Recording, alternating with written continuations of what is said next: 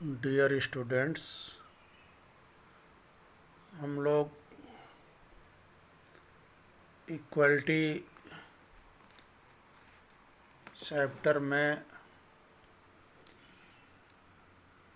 Casteism और religious base inequality के विषय में पढ़ा, जिसमें कास्टिज़म में ओम प्रकाश वाल्मीकि और रिलीजियस बेस में अंसारी दंपत्ति की कहानी के रूप में। और जब भी किसी के साथ भी अनइक्वलिटी का बिहेवियर सोसाइटी में होता है तो उसकी डिग्निटी को, उसकी गरिमा को, उसके ऑनर को हर्ट करता है। But equality in Indian democracy, जितने भी प्रकार की अनइक्वलिटी है वो सोसाइटी बेस है। हमारे कॉन्स्टिट्यूशन में या कॉन्स्टिट्यूशन से बधी जो हमारी गवर्नमेंट है, उस लेवल से किसी भी प्रकार की अनइक्वलिटी नहीं है। तो हमारे डेमोक्रेसी में इक्वलिटी के लिए क्या किया गया है? इक्वलिटी इन इंडियन डेमोक्रेसी, भारतीय लोकतंत्र में समानता। The Indian constitution recognize every person as equal.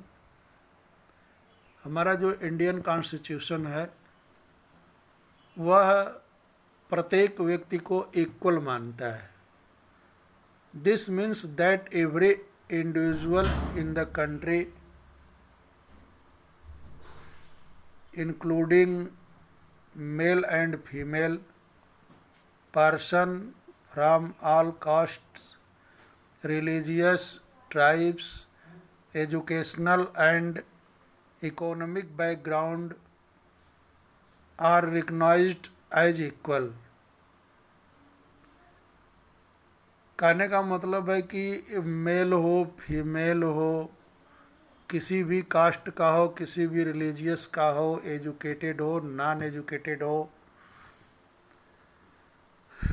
Lower income group का हो या हायर इनकम ग्रुप का हो, इससे कोई फ़र्क नहीं पड़ता है। कॉन्स्टिट्यूशनली जो है सभी लोग इक्वल हैं। दिस इज नॉट टू से the inequality cease to exist. It does not, but at least in democratic India, the principle of the equality of all persons is recognized. While earlier no law existed to protect people from discrimination and ill treatment, now there are several that work to see that people are treated with dignity and as equal। मैंने सबके गरिमा और समानता हमारा constitution provide कराता है। This recognition of equality include some of the following provision in the constitution. हमारा constitution ये जो इक्वलिटी का प्रोविज़न दिया हुआ है वो किस रूप में दिया है? तो first, that every person is equal before the law, कि प्रत्येक व्यक्ति कानून के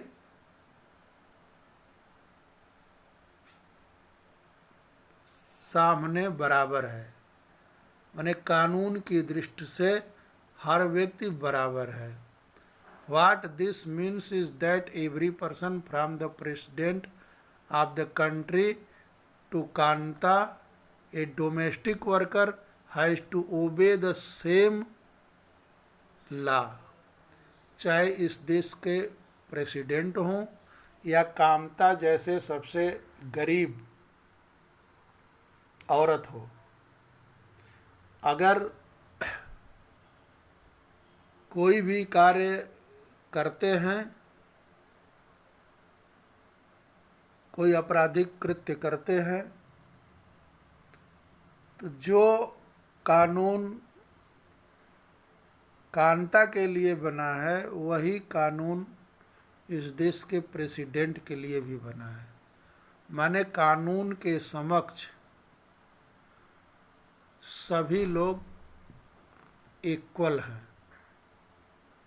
second, no person can be discriminated against on the basis of the religion, race, caste, place of birth और वेदर दे आर फीमेल और mail.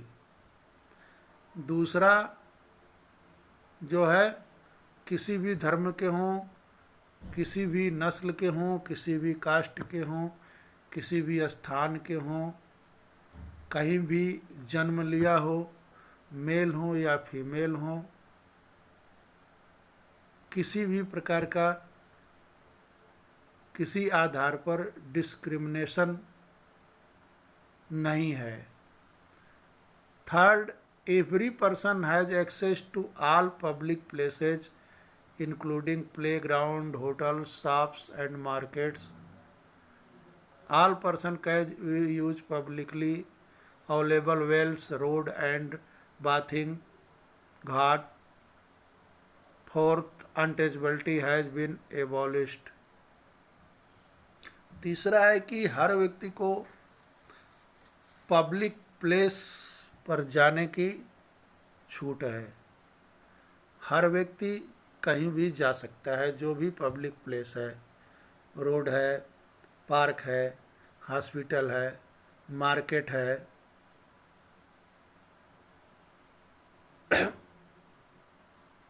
कुआं है, नदी है, जो भी पब्लिक प्लेस है जिस पर किसी का अपना मालिकाना जिसकी निजी प्रॉपर्टी नहीं है, उस निजी प्रॉपर्टी को छोड़ करके बाकी सभी स्थानों पर सभी लोगों को जाने की समानता है, कोई रोक नहीं सकता है। The two ways in which the government has tried to implement the equality that is guaranteed in the Constitution is first through law, मैंने कॉन्स्टिट्यूशन ने जो हमें इक्वलिटी दिया है वह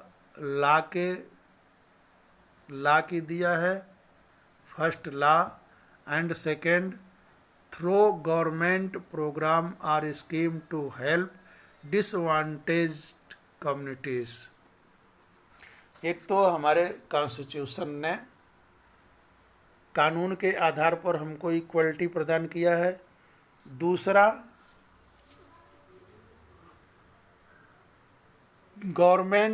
कुछ गवर्नमेंट के प्रोग्राम और स्कीम ऐसे कम्युनिटीज़ को जिनको अभी तक अवसर नहीं मिला था, उनको गवर्नमेंट के बहुत से ऐसे प्रोग्राम और स्कीम हैं जिसको लागू करके उस वर्ग को जो पिछड़ा या वंचित वर्ग कह सकते हैं है, उसके लिए तमाम ऐसे प्रोग्राम और स्कीम गवर्नमेंट ने लागू किया है, जिसके द्वारा उनके अंदर की जो अनइक्वलिटी की भावना है उसको निकाल करके समाज में इक्वल बेस पर उनको लाना। There are several law in India that protest every person's right to be treated equally.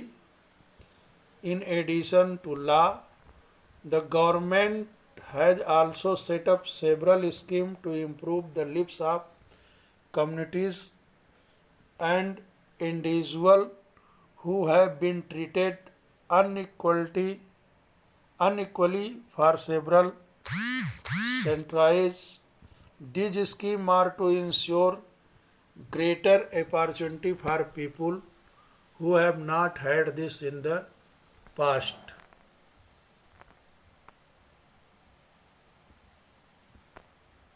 क्या प्रोग्राम और स्कीम गवर्नमेंट की है? बहुत सारी प्रोग्राम और स्कीम है, जिसमें एक का यहाँ पर जिक्र है कि one of the step taken by the government include the mid day meal scheme. Mid day meal scheme का नाम सुना होगा, जो स्कूल और कॉलेज में चलता है। This refer to the program introduce in all government elementary school to provide children with cooked lunch. Tamil Nadu was the first state in India to introduce.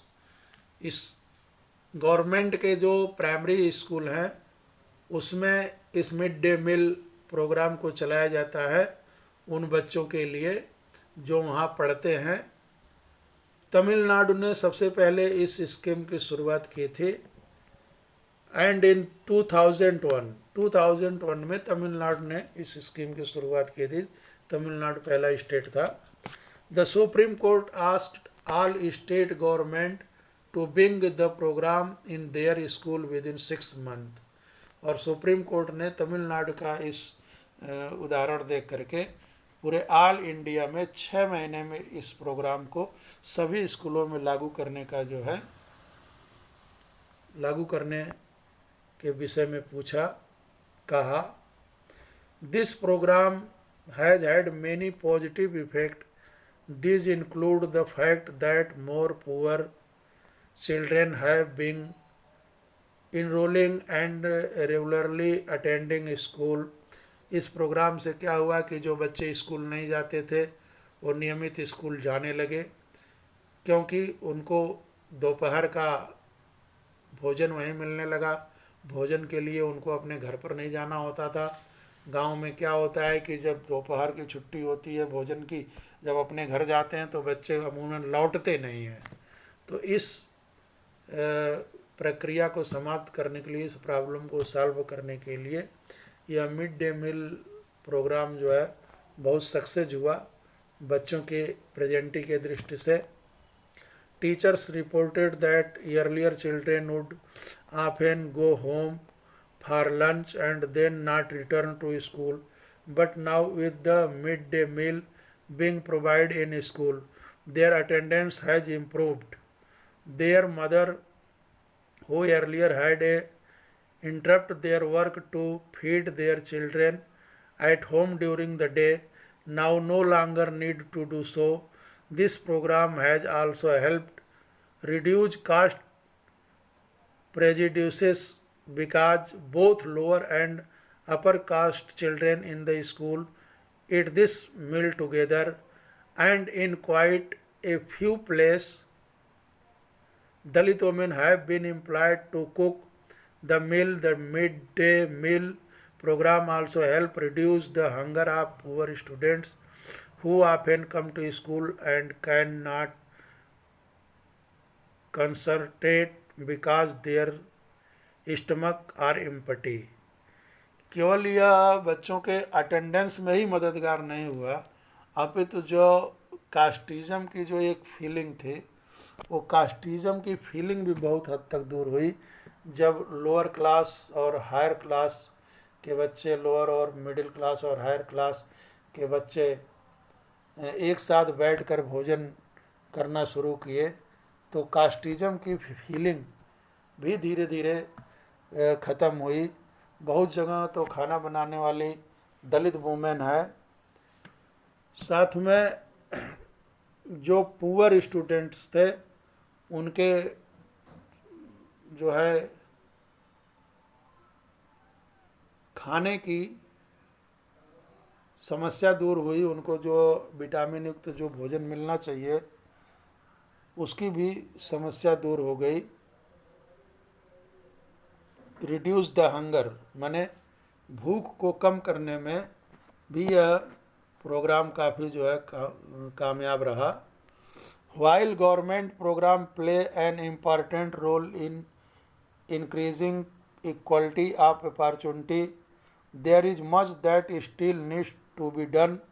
While the midday meal program has helped increase the enrollment and attendance of poor children in school, there continues to be big difference in our country between school that the rich attendant and those that the poor attendant. Even today, there are several schools in the country in which Dalit children like Om Prakash Balmik are discriminated against and treated unequally. These children are forced into unequal situation in which their dignity is not respected. This is because people refuse to think of them as equal even though the law requires it. ऐसा नहीं है अभी भी पूरी तरह से equality आ गई हो, अभी भी अनइक्वलिटी हैं। अर्बन एरिया में बहुत अच्छे अच्छे स्कूल जहाँ रूरल एरिया के उन बच्चों की पहुंच असंभव है, जो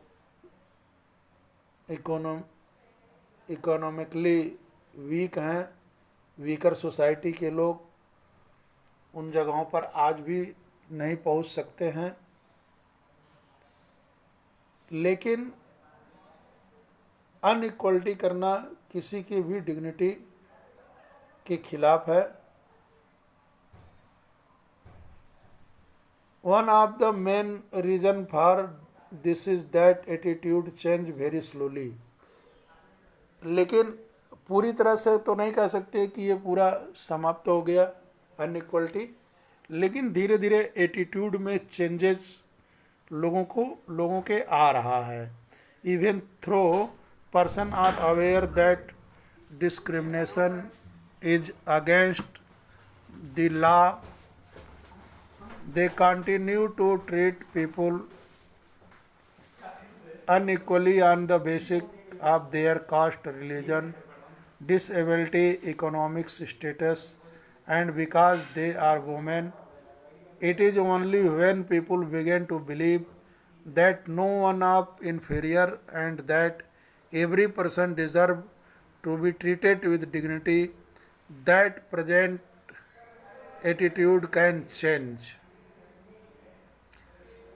Establishing equality in a democratic society is continuous struggle and one in which individuals as well as various communities in India contribute to, and we will read more about this in this book. मैंने यह जो struggle है, यह struggle जो है continuous है democratic society का, और ये चलता रहेगा जब तक हमारा एटीट्यूड में चेंजेज नहीं हो पाएगा। Issues of equality in other democracies.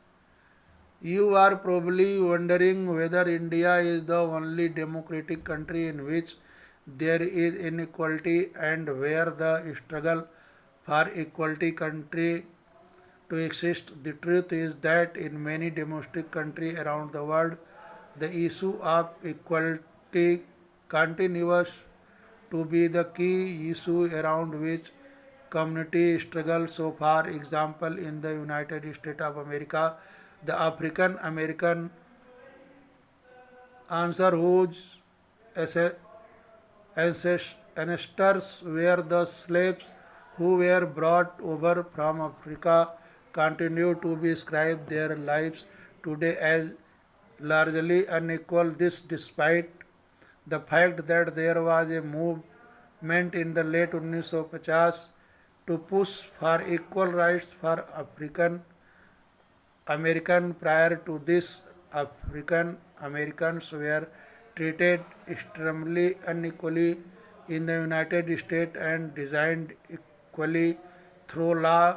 For example, when traveling by bus, they either had to sit at the back of the bus or get up from their seat. However, whenever a white person visited to sit, कह रहा है कि क्या यह India में ही इस तरह की अनइक्वलिटी है या अन्य डेमोक्रेटिक देशों में है?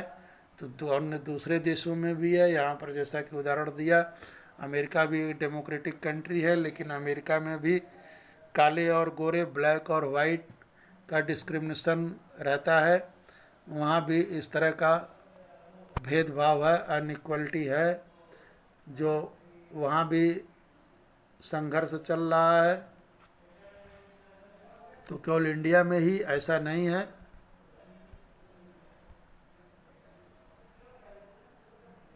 चैलेंज ऑफ डेमोक्रेसी, डेमोक्रेसी की चुनौतियाँ क्या है?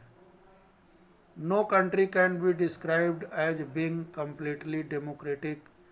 There are always communities and individuals trying to expand the idea of democracy and push for greater recognition of equality and existing as well as new issues. Central to this is the struggle for the recognition of all persons as equal and for their dignity to be maintained. In this book, we will read about how this issue of equality affects various aspects of our daily life in the democratic India. As you read this chapter, think about whether the equality of the person and their being able to maintain their dignity is upheld.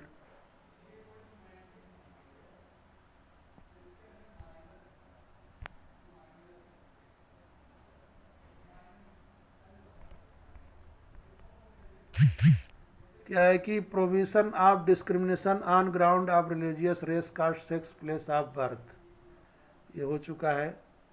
The state shall not discriminate against white citizen on ground only of religion, race, caste, sex, place of birth. No citizen shall on ground access to safe public hotels and places of public arrangement. तो इस तरह से यह inequality जो है हमारे democracy के लिए एक चैलेंज भी है और सोसाइटी के लिए भी चैलेंज है. जब तक हमारा माइंड सेटअप और हमारा एटीट्यूड चेंज नहीं होगा तब तक हम पूर्ण रूप से नहीं कह सकते हैं कि समाज के अंदर पूरी तरह से इक्वलिटी आ चुकी है. लेकिन धीरे धीरे काफ़ी चेंजेज हुए हैं, बहुत ज़्यादा चेंजेज हुए हैं और आशा ही नहीं उम्मीद भी है कि जैसे जैसे हम लोग लिटरेट और एजुकेट होते जाएंगे हम अनइक्वलिटी की भावना को समाप्त करने में कामयाब होंगे. Thank you.